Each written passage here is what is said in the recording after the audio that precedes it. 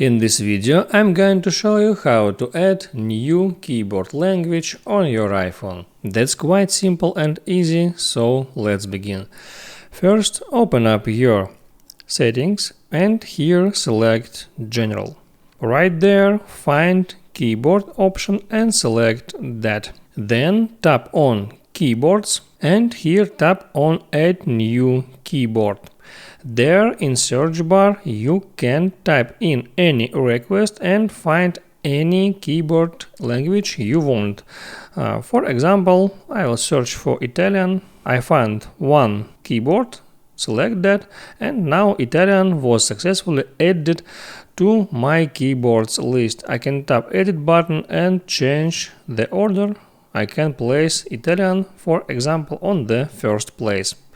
I hope it helps you, so before you go, please like and subscribe.